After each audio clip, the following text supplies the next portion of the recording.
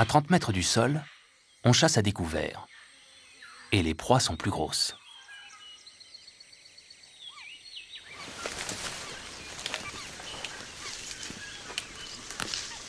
Les troupes de singes se nourrissent de fleurs et de fruits.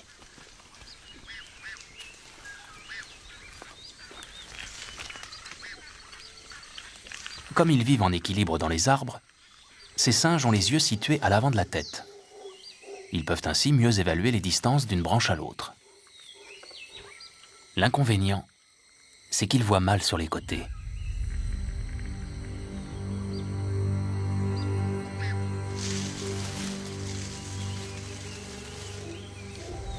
La harpie féroce a des serres d'une dizaine de centimètres et une envergure de 2 mètres. Ses attaques aériennes sont redoutables.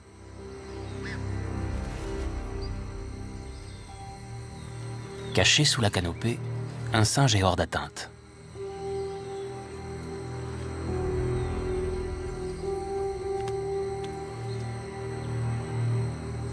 Mais dès qu'il est à découvert, il est vulnérable.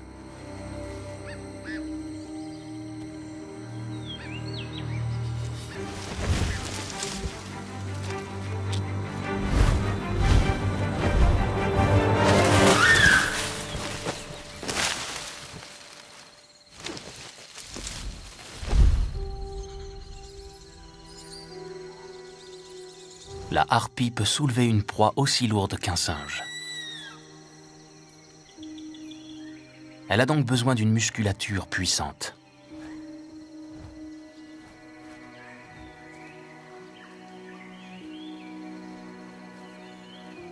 L'éducation des petits est très exigeante.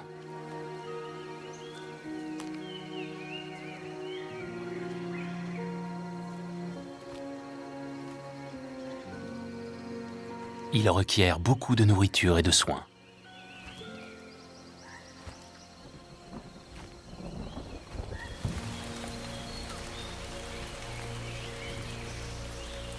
Les parents les ravitaillent pendant 2 ans.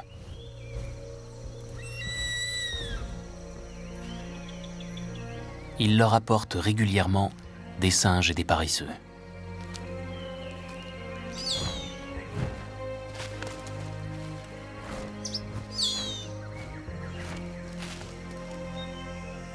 À 1 an, les jeunes harpies sont loin d'avoir terminé leur croissance.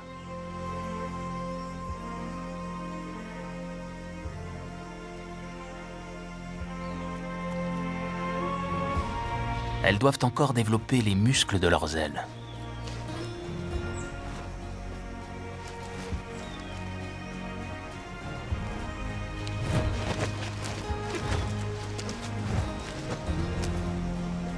Il leur faut aussi apprendre l'art des embuscades aériennes.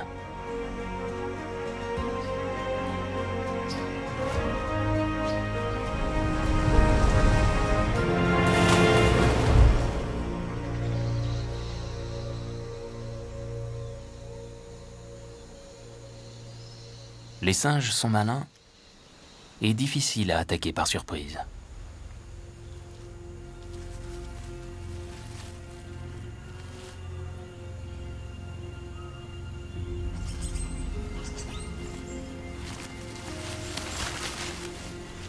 La petite harpie s'exerce sur une cible en apparence facile.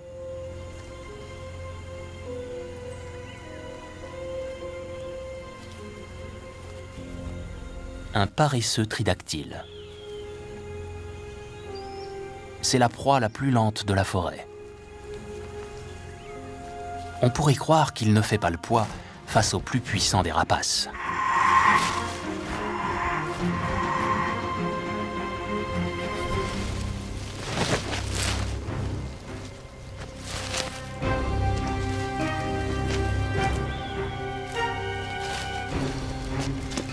Pourtant, même un paresseux peut riposter.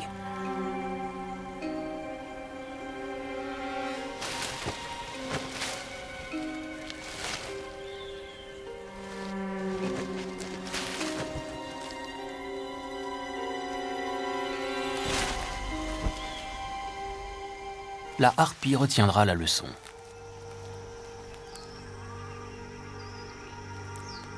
le succès n'est jamais garanti. Ce petit a encore du chemin à faire. Il vit sur le territoire de ses parents, mais bientôt il devra chasser ses propres proies.